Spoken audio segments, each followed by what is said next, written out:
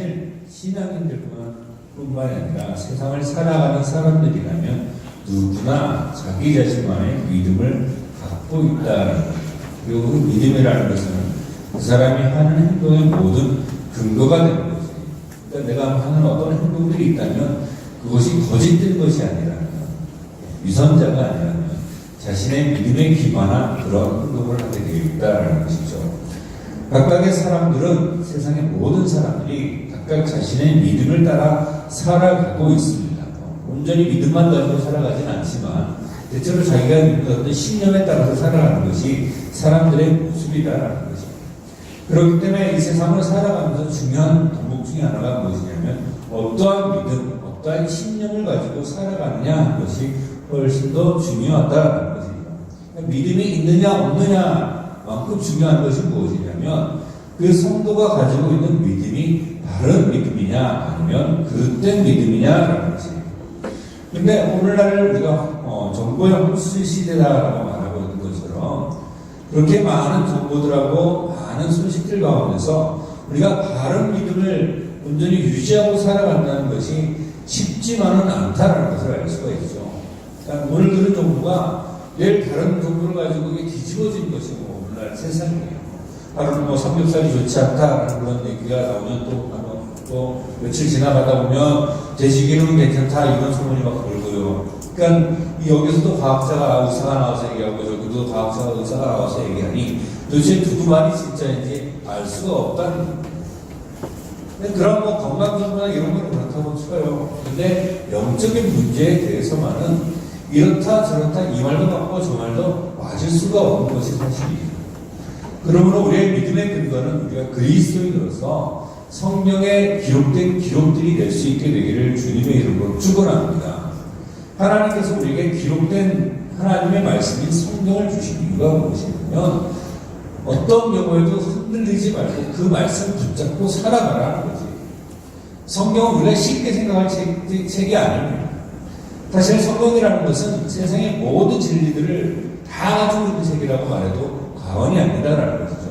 그러므로 세세하게 구체적으로까지 아닐 수는 있겠지만 우리가 삶을 살아가는 모든 방향성을 지정해 주는 것이 바로 성경책이고 그리스도를 본받아야 할 믿음은 바로 이 성경에 기록되어 있음을 기억하시기를 주님의 이름으로 축원합니다. 과연 우리는 어떠한 믿음을 갖고 무엇을 소망하면서 살아가야 할 것인가 성경에서 찾아봐야 할 터인데요.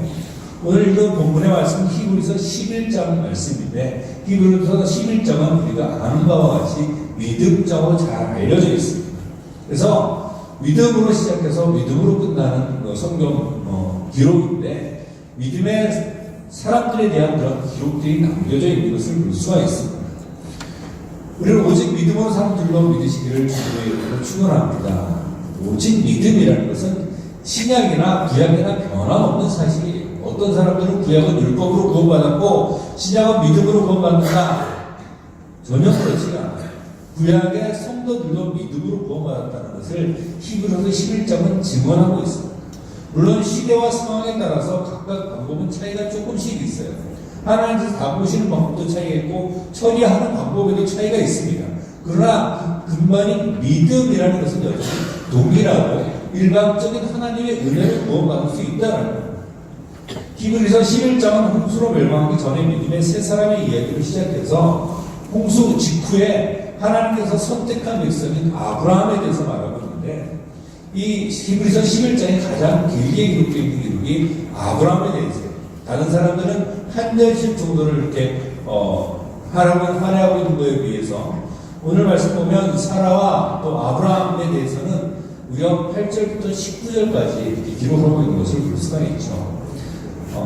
육체적으로는 아브라함은 하나님의 선민인 이스라엘의 조상이 됩니다. 육체적으로는 이스라엘의 조상이 되지만 영적으로는 모든 믿는 사람의 믿음의 조상이 되는 줄로 믿으시기를 바랍니다. 그러므로 우리가 이 세상을 살아가면서 어떤 믿음을 가지고 살아갈 것인가 라는 것을 저울로 비춰볼 수 있는 사람이 누구냐 바로 아브라함이 어떤 믿음을 가지고 살아갔느냐 하는 것인데요. 그래서 오늘 말씀의 제목을 아브라함의 믿음이라고 적어봤는데 아브라함의 믿음 그 첫 번째는 갈 바를 알지 못하고 나아갔다라고 성경은 기록하고 있습니다. 오늘 본문 8절을 보면요. 믿음으로 아브라함은 부르심을 받았을 때 순종하여 장래의 유업으로 받을 땅에 나아갈새 갈 바를 알지 못하고 나아갔으며 라고 기록하고 있습니다. 사랑하는 성도 여러분, 아브라함의 믿음은 갈 바를 알지 못하고 나아가는 믿음인 줄로 믿으시기를 축원합니다. 믿음이라는 것은 눈에 보이지 않는 거죠. 히브리서 11장 1절은 이렇게 기록하고 있어요. 믿음은 바라는 것들의 실상이요 보이지 않는 것들의 증거니 선진들이 이로써 증거를 얻었느니라. 할렐루야. 믿음은 바라는 것들의 실상이다라는 거예요. 바라는 것들의 실상이라는 것은 믿음은 바라는 것, 눈에 보인다는 겁니까? 보이지 않는 것들이다라는 거예요. 그래서 그 뒤에 바로 설명이 나와요. 보이지 않는 것들의 증거다. 그러니까 믿음이라는 것은 우리 손에 만져지고 보이는 그런 것들을 쥐고 가는 것이 아니라 눈에 보이지도 않고 쥐어지지도 않지만 믿음이 그것이 실상이고 증거로 주어져 있다라는 것입니다. 믿는 사람이라면 무언가 우리가 바라야 되는 것이 있는 줄로 믿으시기를 바랍니다. 근데 그것을 아브라함은 갈 바를 알지 못하고 나아간다라는 거예요. 그런 믿음을 가지고 있는 거예요. 갈 바를 알지 못한다는 것은 아무것도 모른다는 말이 아니에요. 우리가 한번 착각하는 게 뭐냐면 갈 바를 알지 못한다 그랬으니까 아브라함이 아무것도 모르고 갔다라고 생각을 해요. 근데 그렇지가 않아요. 하나님께서 아브라함을 부르신 줄로 믿으시기를 바랍니다. 그리고 하나님께서는 아브라함을 왜 불렀는지를 아브라함에게 말씀을 주셨어요. 이것이 무엇이냐면 내가 너에게 유업으로 땅을 주겠다라는 거예요. 너와 내 후손에게. 그것을 약속하시면서 떠나라 그런 거예요. 근데 떠나는데 하나님께서 어떻게 하십니까? 자, 내가 줄 땅이 정확히 가나안 땅이니까 지금 이 길을 시작해서 어디까지 거쳐서 어떻게 해서 이렇게 가라 주셔서 그렇게 말씀해 주시지 않았다는 거예요. 하나님께서 보여줄 땅은 분명히 있지만 그 갈 바를 알지 못하고 갔다라는 것은 무엇이냐면 다시 설명하자면 방법은 모른다는 거예요. 그 방법은 인간적인 방법은 알 수가 없다는 거예요. 하나님의 약속은 한편으로는 정말 터무니없는 약속이었어요. 아브라함이 주신 약속을 한번 볼까요? 창세기 12장 1절 2절 말씀인데요. 우리가 함께 읽어보도록 하겠습니다. 시작. 여호와께서 아브라함에게 이르시되 너는 고향과 친척과 아버지의 집을 떠나 내가 내게 보여줄 땅으로 가라. 내가 너로 큰 민족을 이루고 내게 복을 주어 내 이름을 창대하게 하리니 너는 복이 될지라. 아멘. 우리는 워낙에 많이 들었던 말씀이니까 그런가 보다라고 해요. 한번 생각해 보세요. 아브라함의 아버지는 데란데 전승에 의하면 우상을 만드는 사람이었다 그래요. 갈대아라는 도시에 살고 있었는데 75세가 넘도록 아버지를 도와서 우상 만들기 위해 전념하던 아브라함에게 도시 생활을 한 거예요. 여기는 뭐 농사 지었던 것도 아니고 그런 걸 사고 팔고 하면서 장사를 하면서 그렇게 풍족하게 살고 있었어요. 근데 하나님께서 갑자기 딱 나타나가지고 떠나 이렇게 말씀하시죠. 그것도 제가 가봤던 적이 있는 것이 아니라 내가 보여줄 땅으로 떠나라. 한 번도 가보지 않았어요. 황당합니까? 황당하지 않습니다. 난 멀쩡한데 여기서 정착해서 잘 생활하고 있는데 하나님이 보여줄 땅으로 가라 그러세요. 근데 그것도 약속이 무엇이냐면 내가 민족을 이룰 것이다 라고 말하는데 아브라함 나이가 75세였어요. 떠날 때. 많은 나이입니까? 적은 나이입니까? 여기 75세 이상 분이 많지 않아요.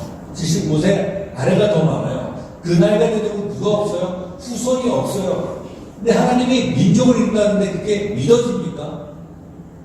그리고 뭐라 그럽니까? 지금까지 자기는 도시에서 아버지와 함께 우상을 팔아가면서 장사를 하면서 도시 생활을 잘 알고 있었는데 떠나러 가면서 너는 복이 될 것이다 라고 말하고 있다는 거예요. 유목 생활을 시작하라는 거예요. 정착 생활에서. 떠돌이 생활을 하라는 거예요.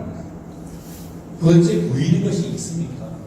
아브라함은 당장 어디로 가야 할지를 몰라요. 하나님께서 떠나라고만 하는 건데 짐을 챙겨서 떠나야 되는데 어디로 갈지 몰라요. 방법을 모르고 그럼에도 불구하고 순종한 줄로 믿으시기를 바랍니다. 성도들에게 주시는 하나님의 약속도 마찬가지예요. 우리가 예수님을 믿고 있으니까 그냥 하늘을 바라본다 그러고 지금 이 세상이 전부가 아니다 그러고 그렇게 얘기를 하지만 솔직히 인간적인 이성을 가지고 한번 생각을 해보세요. 하나님께서 주시겠다는 축복이 과연 말이 되는 겁니까? 우리 눈에 보이는 게 전부잖아요. 이 세상 살면서 좀 출세 좀 해야 되겠고, 돈도 좀 만져봐야 되겠고, 내 후손들 잘 키워야 되겠고, 좀 여기도 얻어봐야 되겠다라는 거예요. 기복신앙의 폐해라는 얘기 들어봤잖아요. 우리나라는 기복신앙의 문제라고 폐해가 아닐지도 몰라요, 어쩌면 사람들은 당연하게 자기가 살아가면서 그러한 복을 받으면서 사는 것을 당연하다고 생각하는 것이 사람의 모습이다라는 거예요. 그래서 우리가 새해를 맞이할 때마다 뭐라고 얘기합니까? 새해 복 많이 받으세요라고 합니다. 그런데 예수님 믿고 살다 보면 별별 일들이 더 많습니다. 성경에 보면 믿음을 따라갔던 사람들이 여러 가지 방법을 하나 옆에 은혜를 입기도 하고 또 그것을 축복이라 생각하는데 그 은혜와 축복이라는 것이 인간적으로 봤을 때는 잘 되는 측면도 있는 반면에 인간적인 측면으로 봤을 때는 정말 최악의 삶을 살아가는 경우도 있다라는 거예요. 히브리서 11장 33절부터 보면 이렇게 기록되어 있습니다. 그들은 믿음으로 나라들을 이기기도 하며 의를 행하기도 하며 약속을 받기도 하며 자녀들의 일을 막기도 하며 불의 세력을 멸하기도 하며 칼날을 피하기도 하며 연약한 가운데서 강하게 되기도 하며 전장에 용감하게 되어 이방 사람들의 진을 물리치기도 하며 승리를 주신다는 거예요. 하나님께서 정말 기적적인 방법으로 세상 사람들은 상상할 수 없는 방법으로 이기고 뒤집고 사자들의 입을 틀어막고 강하게도 한단 말이에요. 근데 이런 것만 있는 줄 아세요? 믿음을 따라갔더니 어떤 일도 벌어지냐면 35절부터 보면 여자들은 자기의 죽은 자들을 부활로 받아들이기도 하며 또 어떤 이들은 더 좋은 부활을 얻고자 하여 심한 고문을 받되 주차에 풀려나기를 원하지 아니하며 또 어떤 이들은 조롱과 채찍질 뿐 아니라 결박과 옥에 갇히는 시련도 받았으며 불로 치는 것과 톱으로 펴는 것과 시험과 칼로 죽임을 당하고 양과 염소의 가죽을 입고 유리하여 궁핍과 환난과 학대를 받았으니 여기 나오는 말씀은 어떻습니까? 상상하는 것이 끔찍한 이야기예요. 그 톱으로 펴는 것도 할 때 막 제가 막 아프더라고요. 한번 상상을 해보세요. 하나님의 마음은 우리가 도저히 헤아릴 수 없는 방법인 줄로 믿으시기를 바랍니다.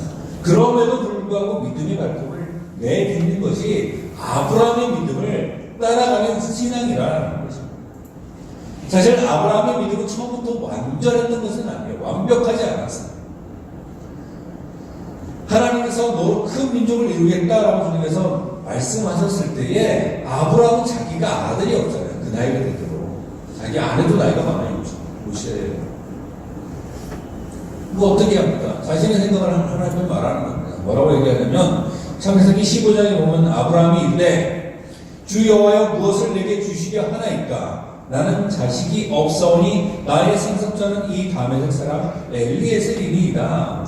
자식이 없으니까 하나님께서 하신 그 약속은 내 집에서 나를 위해서 봉사했던 엘리에셀한테 그 하나님의 약속이 가는 거겠죠? 이렇게 말했어요. 그래서 내 집에 들린 자가 내 양자가 돼서 그 사람이 그런 민족을 이룰 겁니다 라고 말할 때 하나님께서 뭐라고 말씀하시냐면 4절에 보면 여호와의 말씀이 그에게 임하여 이르시되 그 사람이 내 상속자가 아니라 내 몸에서 날 자가 내 상속자가 되리라. 사람의 생각과 하나님의 방법은 다른 줄로 믿으시기를 바랍니다. 근데 아브라함이요 여기서 믿음이 한번 올라가는데 완전히 다 되지질 않아요.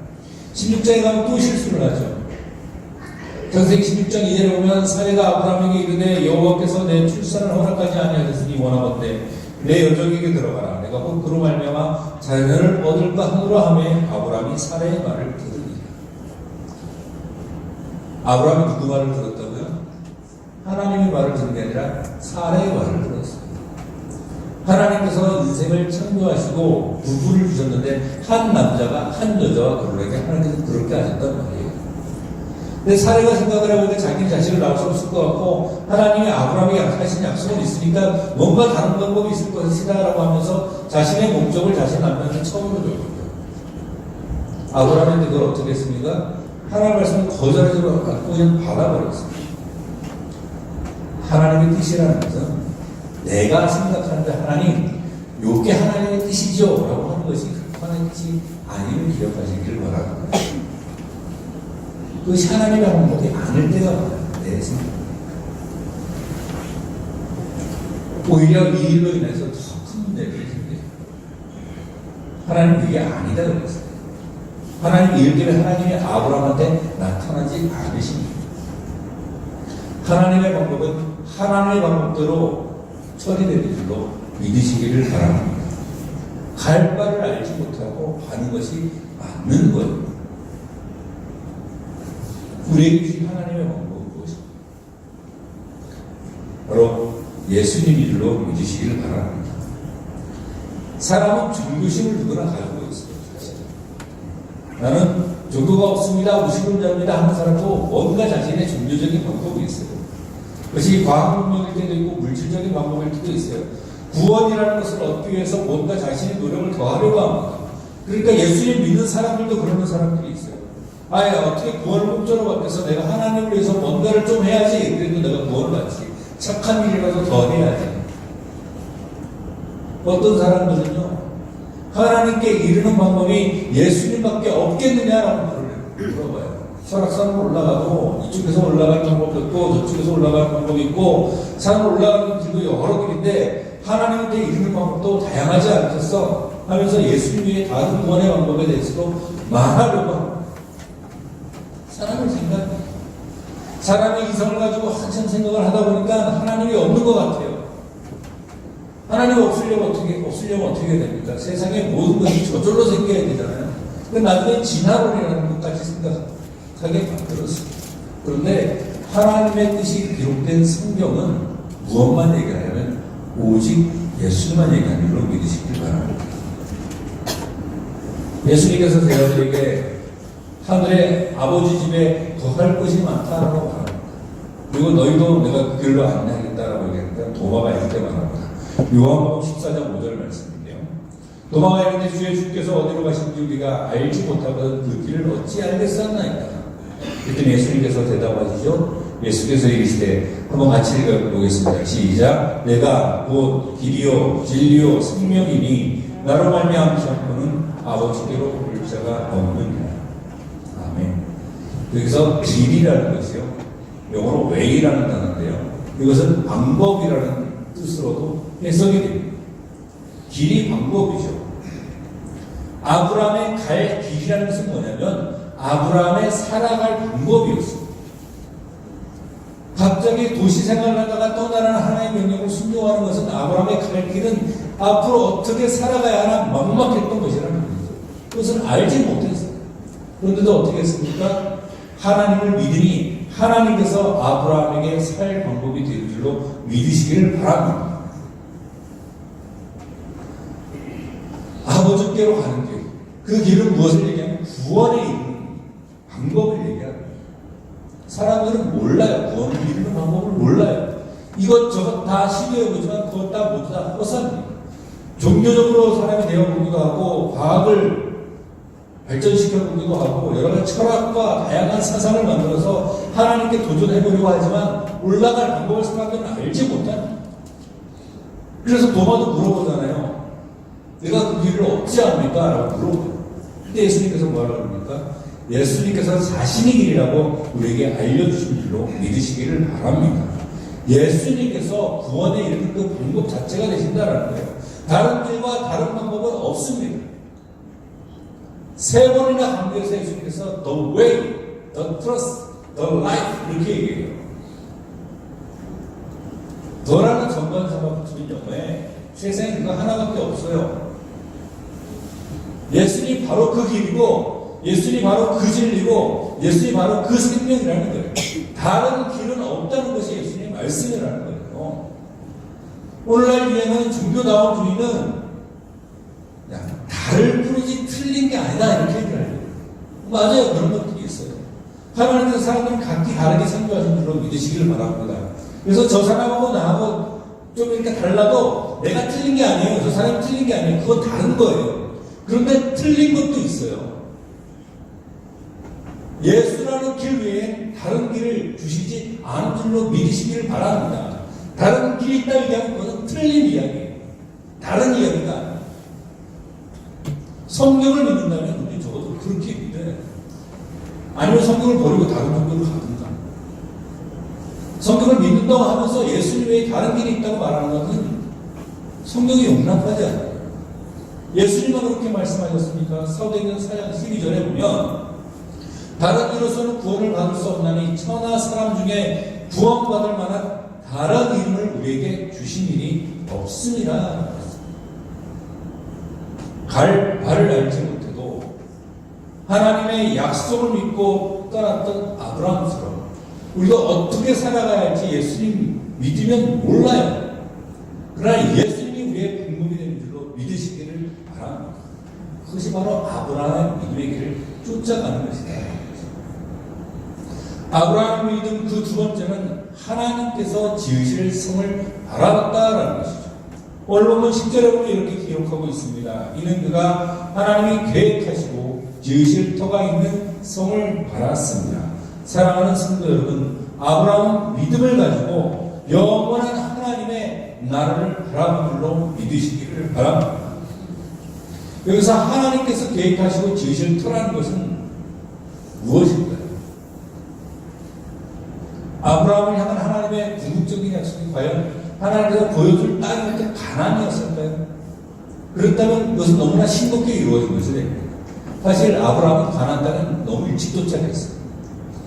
내가 보여줄 땅으로 떠나라! 그래가지고 어떻게 가야지 하고 떠났는데 출발하니까 도착했어요. 창세기 12장 5절에 보면 아브라함이 그의 아내 사레와 조카 롯과 하란에서 모든 소유와 얻은 사람들을 이끌고 가나안 땅으로 가려고 떠나서 마침내 가나안 땅에 들어갔더라. 한전에서 끝나버려요. 사실 시간은 짧지는 않았겠죠. 근데 그렇게 먼진 않습니다. 먼 길은 않아요. 중국에서 여기까지 오는 그런 일이 아니라는 거예요. 지금 페르시아 지역이나 이란 지역이나 혹은 이라크 지역쯤에서 걸어서 가나안 땅까지 팔레스타인까지 가는 거예요. 금방 가버렸어요. 근데 거기 머물지 못하고 또 가운데니까 이집트로 내려가고 이제 들었는데 아브라함은 가나안 땅에 들어갔음에도 불구하고 거기서 정착하지 않았다는 것을 주목해야 돼요. 도시 생활을 했던 사람이라면 이제 하나님께서 약속하신 그 땅을 와서 다시 도시를 만들거나 뭔가 정착 생활하거나 농경 생활을 시작해야 하는데 계속해서 어떻게 합니까? 계속 유목 생활하는 거예요. 텐트 치면서 양들 끌고 다니면서 여기저기 옮겨 다니거든요. 그 이유가 무엇이냐? 아브라함 때부터 해서 언제까지 계속되냐면요. 여호수아 때까지 계속됩니다. 요셉에서 애굽으로 내려갔을 때도 니들은 농경생활 정착생활 하지 말고 가축 치는 사람처럼 있다가 가장 이집트에서 가장 팔레스타인과 가까운 모세 땅에 살다가 때만 되면 도망가라는 거예요. 요셉이 그렇게 얘기를 했어요. 그리고 그렇게 갔어요. 왜 그런지 아십니까? 오늘 본문의 이유가 나와요. 10절에 보면 하나님이 계획하시고 지으실 터를 말합니다. 하나님께서 계획하셨다는 것은 하나님의 계획 안에 있는 무언가가 있다는 것을 줄로 믿으시기를 바랍니다.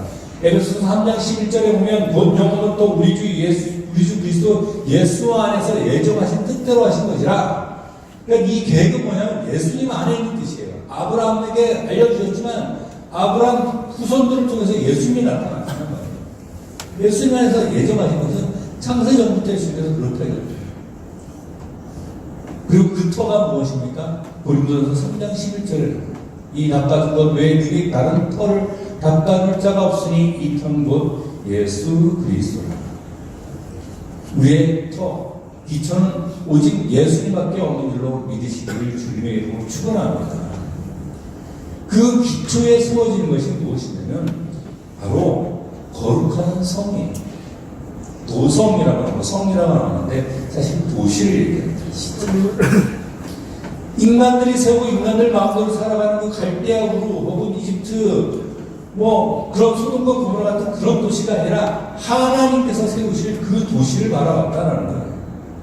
그 도시가 무엇이냐면 바로 새 예루살렘인 줄로 믿으시기를 바랍니다. 요한계시록 21장 2절에 보면 또 내가 보매 거룩한 성 새 예루살렘이 하나님께로부터 하늘에서 내려오니 그 준비한 것이 신부와 남편을 위하여 단장한 것 같으라. 정말 말도 안 되는 것 같지만요. 아브라함은 하나님께서 나타나서 언약을 주실 때부터 이 새 예루살렘을 바라본 줄로 믿으시기를 바랍니다. 성경 전체적인 구조를 보면 그래요. 구약 성경만 볼 때는 잘 모르겠어요. 근데 만약에 아브라함이 바라봤다는 것이 그들의 육신적인 어떤 도시, 그러니까 우리가 바라볼 수 있는 그 당대 이르는 이스라엘만을 향한 그런 도시라고 생각을 한다면 다윗 때 다 이루어진 거예요. 다윗 때 다 이루어졌다. 아브라함의 후손, 육신적인 후손, 이스라엘을 통해서 하나님께서 이루실 것이지만 이것은 다윗 때 완성된 그 예루살렘 성, 다윗의 성 시온산에서 멈추지 않는다. 다윗은 다만 그 메시아에 대한 예표가 되어서 예수님께서도 그 다윗의 보좌에서 통치할 줄로 믿으시기를 바랍니다. 그건 뭐냐면 다윗을 통해서 보여주셨던 것처럼 하나님께서 그 완전한 도시를 세우시겠다는 것이고 그것이 바로 새 예루살렘으로 이루어졌다라는 것입니다. 이것은 아직 그 눈에 보입니까? 보이지 않습니다. 보이지 않는 거예요. 인생이라는 것은 눈에 보이는 것이 전부가 아니다라는 것은 우리는 머리로는 잘 알고 있습니다. 눈에 보이는 게 전부가 아니야 그러잖아요. 근데 성경도 그렇게 말씀하십니다. 고린도서 4장 18절에 보면 우리 그리스도인의 소망에 대해서 말씀하고 있는데 함께 한번 같이 읽어보도록 하겠습니다. 시작. 우리가 주목하는 것은 보이는 것이 아니요 보이지 않는 것이니 보이는 것은 잠깐이요 보이지 않는 것은 영원함이라. 이것이 우리가 예수 그리스도를 믿고 사는 궁극적인 이유예요. 보이는 것을 믿는 것이 아니라 보이는 것 때문에 우리가 살아가는 것이 아니라 보이지 않는 영원한 것을 바라보고 살아간다. 누가 여러분들에게 예수님을 왜 믿으십니까? 라고 물어보면 여러분들은 뭐라고 대답하시겠어요? 우리의 지금까지 흔한 습관대로 대답은 그럴지도 모르겠어요. 아, 예수님 믿었더니 갑자기 장사가 잘 되더라고요. 목사님 와서 기도해줬더니 내가 병이 깨끗하게 나았어요. 좋은 이야기예요. 근데 그게 목적이냐고요, 예수님. 예수를 믿다가 건강 잃어버리고 재산을 튼튼하게 되고 오히려 예수님 믿는 이유로 명예가 훼손되고 그렇게 된다면 예수님 안 믿으실 겁니까? 그런 사람은 안 믿어요. 맞아. 그게 처음부터 목적이었던 사람들은 자기가 그렇게 되는 순간 하나님은 없어 그러고 떠나버려요. 믿지도 않았던 거죠 사실. 하나님께서 우리에게 주시는 선물 곧 은사는 각각 다른 줄로 믿으시기를 바랍니다. 아까도 믿음의 사람 얘기하는데 좋은 것도 있고 우리가 생각하는 힘든 끔찍한 것도 있고 같이 있잖아요. 예수님의 믿음이 잘 먹고 잘 살게 되었다는 건 아주 좋은 간증입니다. 간증 나쁘다는 건 아니에요. 그런데 그렇다고 해서 모든 사람이 예수님 믿으면 잘 먹고 잘 산다는 얘기가 아니죠. 예수님 믿기 때문에 더 힘들게 살아가는 사람들도 얼마든지 우리 주변에 찾아볼 수 있다라는 거예요. 예수님 믿었더니 죽을 병에 고침을 받았다는 간증도 좋은 간증입니다. 하나님은 그렇게 하실 수 있는 분인 줄로 믿으시기를 바랍니다. 기적이 일어나요. 그런데 우리가 기억해야 될 것은 무엇이냐면 그 기적을 통해 하나님께서 보여주시고자 하는 것이 그것 자체가 아니라는 거죠. 기적으로 죽을 병이 낫는다 그 사람 안 죽습니까? 죽는 시기가 뒤로 뒤쳐질 뿐이죠. 암이 한번 발병하고 나면요 완치라는 얘기는 안 씁니다. 암 발병 후 생존율 몇 프로 이렇게 얘기해요. 암 발병한 다음에 5년 살았다, 10년 살았다, 20년 살았다 이렇게 얘기해요. 사람은 태어날 때부터 죽으며 가지고 태어나요. 병이 낫는 게 전부가 아니다. 사실은 어떤 때로는 일찍 죽는 것도 하나님의 은혜입니다.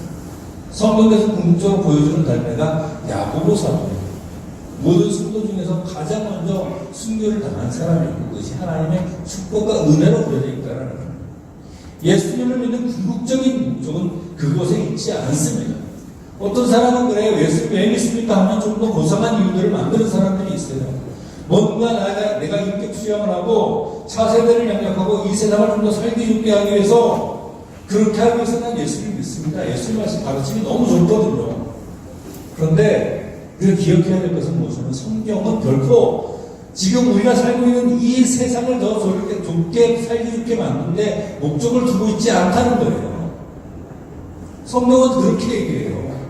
시편 102편 26절에 보면 천지는 없어지려니와 이렇게 말씀하시고 요한계시록 21절에 보면 내가 새 하늘과 새 땅을 보니 처음 하늘과 처음 땅도 없어졌고 바다도 다시 있지 않다라고 말씀합니다. 베드로서 3장 6절 7절에 보면 이로 말미암아 그때 세상이 물러 넘침으로 멸망하였을 때 이제 하늘과 땅은 그 동일한 말씀으로 불사르기 위하여 공부하신 바 되었다. 이 땅을 어떻게 하시겠다고 하나님께서 불로 심판하시겠다라는 거예요. 우리가 살고 있는 세상이 결코 영원히 지속되지 않습니다. 아니, 지구 멸망은 고사하고 인생이 영원하지가 않습니다. 내가 죽어요. 현대교회 성도들과 교회가 엄청나게 지금 비난을 받고 있습니다. 세상 사람들이 생각하는 도덕 기준에 기독교인들이 교회가 미치지 못하기 때문이죠. 그래서 우리는 세상 사람들에게 좋은 모습을 보여줘야 됩니다. 그들이 요구하는 도덕적 기준보다 훨씬 더 수준 높은 하나님의 의의 기준에 도달하는 윤리적인 차원을 우리는 보여줄 수 있어야 돼요. 그건 나쁜 게 아니에요. 중요한 이야기입니다. 왜냐하면 그렇지 못한 것 때문에 선교에 방해가 되고 있어요. 그렇기 때문에 우리는 이 세상을 살아가면서 가급적이면 이 세상이 살좋게 만드는데 힘써야 되는 것도 사실입니다. 그런데 수단이 목적을 바꿀 수가 없다는 겁니다. 그것은 선교의 수단이에요. 이 세상을 살아가면서 아직 하나님을 모르는 사람들을 좀 더 주님께로 불러들이기 위해서 교회가 존재하는 거고, 예수 그리스도를 믿는 본질적인 목적이 이 세상을 좀 더 살좋게 만드는 것이 아니다라는 거예요. 한 사람 한 사람, 사실은 나 한 사람 영혼의 구원에 그 목적이 있었다라는 거죠. 아브라함 믿음으로 무엇을 바라보는지 아십니까? 자기가 그 당대에 이룰 수 있는 어떤 부귀영화가 아니라 다가올 도성을 바라봤다는 거예요. 사랑하는 성도 여러분, 우리도 아브라함처럼 천국을 소망하며 살아갈 수 있는 성도들이 되시기를 주님의 이름으로 축원합니다. 아브라함의 믿음 마지막 세 번째는 이삭이 다시 살아날 것을 믿었습니다. 오늘 본문 19절에 보면 그가 하나님이 능히 이삭을 죽은 자 가운데서 다시 살리실 줄로 생각합니다. 유컨대 그를 죽은 자 가운데서 바로 받은 것이니라. 사랑하는 성도 여러분, 아브라함 믿음은 부활 신앙이었음을 믿으시기를 주님의 이름으로 축원합니다. 아브라함은 이삭을 하나님이 살리실 것이라고 믿었습니다. 아브라함 75세에 하나님의 약속을 받고 떠나서 상당히 오랜 시간 동안 이 이삭을 얻을 때까지 시간이 걸렸거든요. 하나님께서 이삭을 내놔라고 할 때까지 시간이 꽤 많이 걸렸습니다. 최소한 110살은 넘었을 때, 한 30년, 40년 정도를 하나님과 동행하면서 살았죠. 그때 때로는 자신의 방법들로 뭘 하기도 했고, 하나님 자기의 생각대로 뭘 하기도 문제도 만들고 막 그랬어요. 근데 그 상황 속에서 아브라함이 볼 수 있었던 단 한 가지 사실이 무엇이었냐면, 하나님께서 약속하시면 무조건 어떻게 된다? 다 이루어진다.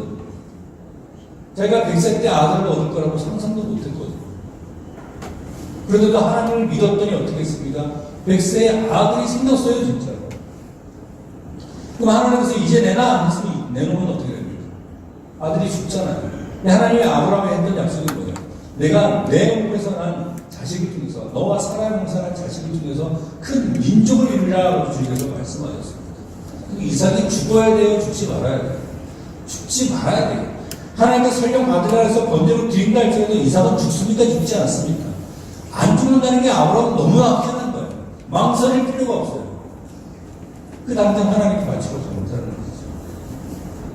이삭을 번제로 바쳐도 하나님은 어떻게든 그 약속을 반드시 성취시키실 분이다라는 믿음이 아브라함 믿음이었는데, 그것이 바로 뭐냐면 생명의 주관자는 하나님이시다라는 확신이었다라는 것입니다.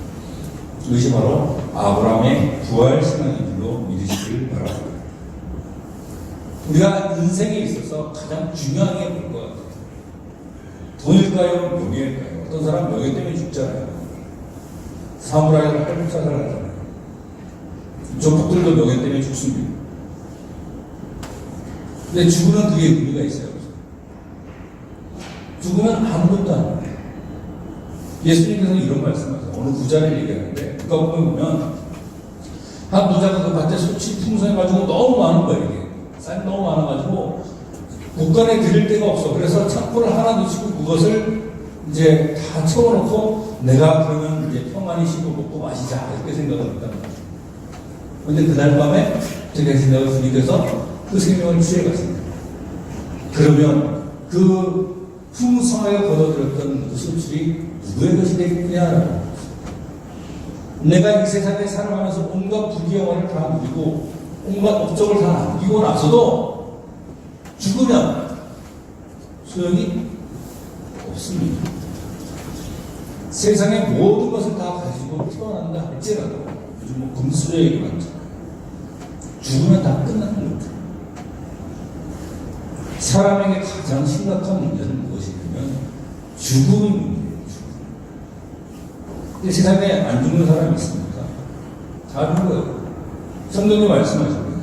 한 번 죽는 것은 사람에게 정해진 것이요 그 후에는 심판이 있습니다. 사람 두 번 죽지 않습니다. 한 번 죽어요.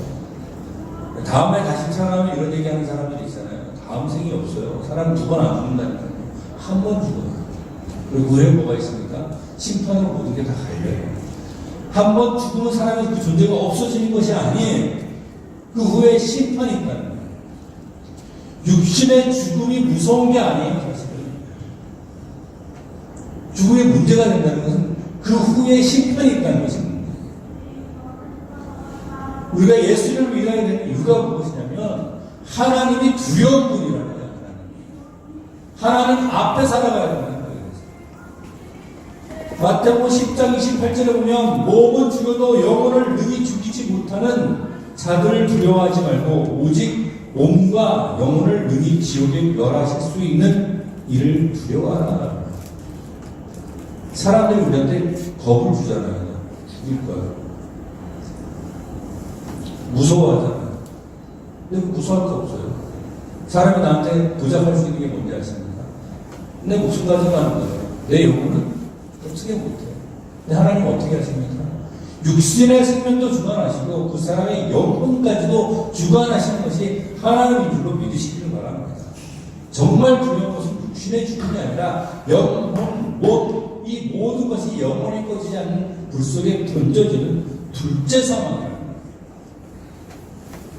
요한계시록 21장 8절 그러나 두려워하는 자들과 믿지 아니하는 자들과 흉악한 자들과 살인자들과 음행하는 자들과 점술가들과 우상 숭배자들과 각증만하는 모든 자들은 불과 유황 못하는 못에 호수죠. 던져지니 이것이 둘째 상황입니다. 그러면 우리에게 가장 중요한 믿음은 뭐냐면 우리가 다시 살아날 것이라는 부활의 소망이들로 믿으시길 바랍니다. 하나님께서 우리에게 생명을 주셨다는 겁니다. 부활이라는 것은 부활절에만 언급하는 게 아니에요. 성도들이 주일날 모이잖아요. 안식일에 안 모여요. 안식일은 토요일이에요. 왜 주일에 모일까요?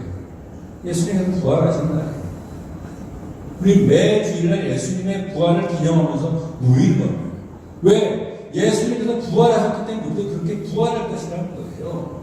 비록 우리 인생은 죽을 인생이지만 그 죽음으로 끝나는 것이 아니라 예수님께서 그 모든 사망의 권세를 이기고 부활하신 것처럼 예수 그리스도 안에 있는 사람들은 다시 살아날 것이다 라는 거예요.